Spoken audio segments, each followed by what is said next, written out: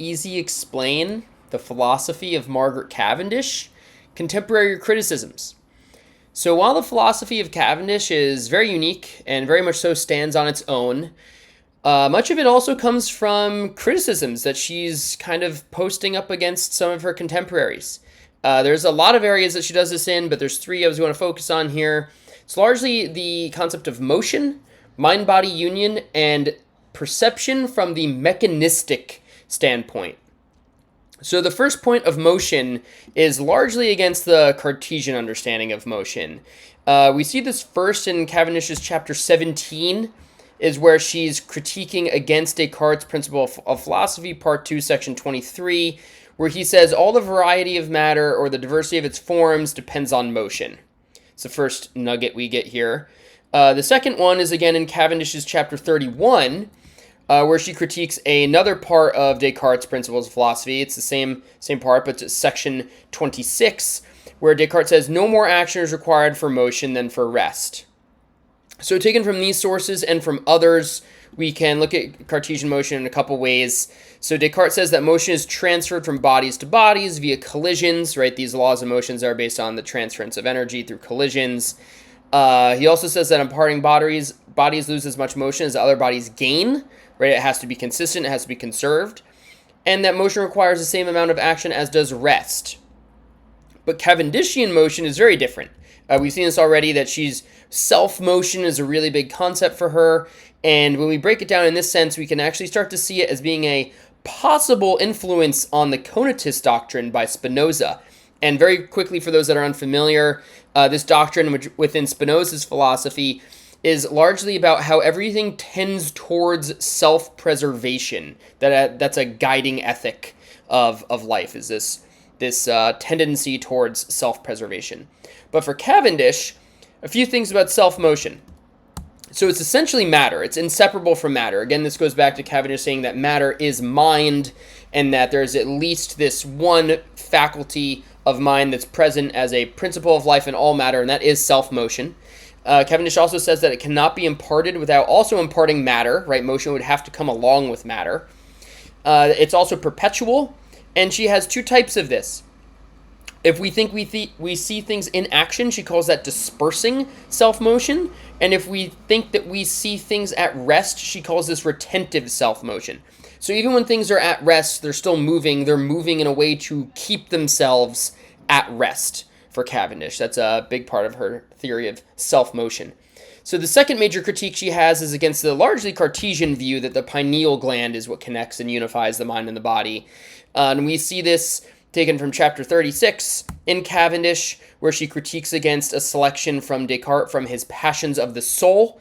And in there he says there is a little gland in the brain where the mind exercises its functions more particularly than in the other parts of the body. He's referring to the pineal gland. And if you've watched the previous videos on Descartes' meditations, these quotes, these passages will seem familiar as well. I'm not going to actually take the time to read them here. You can go and watch those videos if you'd like. Same with this selection from his letter to his contemporary Mersenne. Again, it's largely him just talking about how he believes the mind is located in the pineal gland, in the brain, and that's how the mind and body are unified. So to sum up the Cartesian theory in that sense, Cartesian mind-body union, the mind and the body are connected in the brain via the pineal gland. And Cavendish's response, again, very different.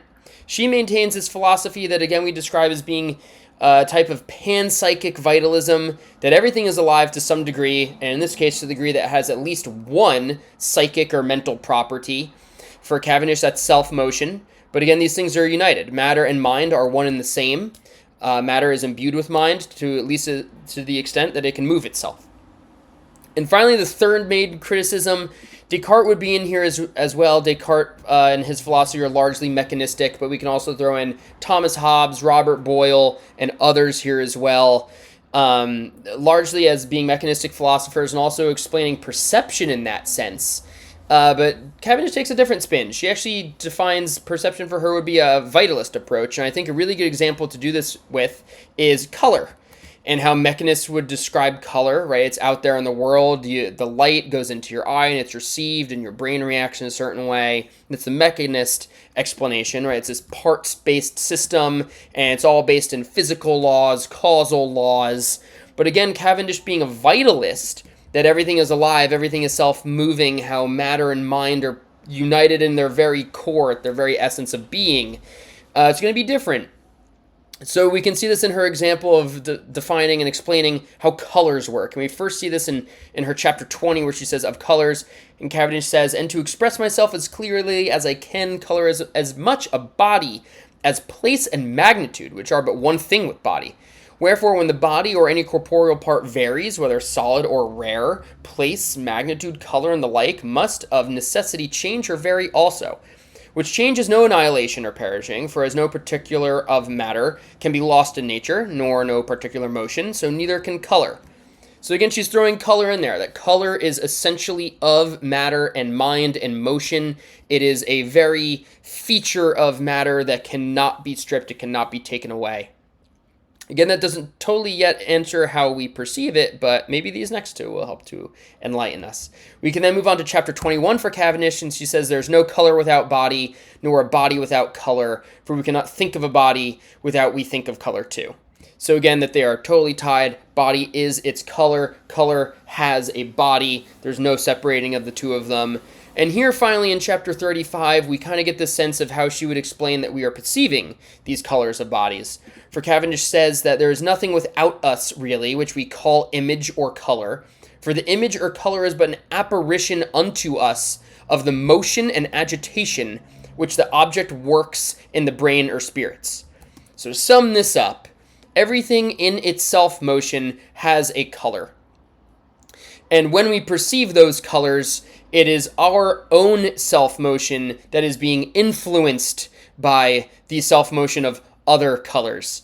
This is really a big idea for Cavendish. We can really springboard off into her occasionalism and explaining how different bodies and their self-motion can influence the self-motion of other bodies.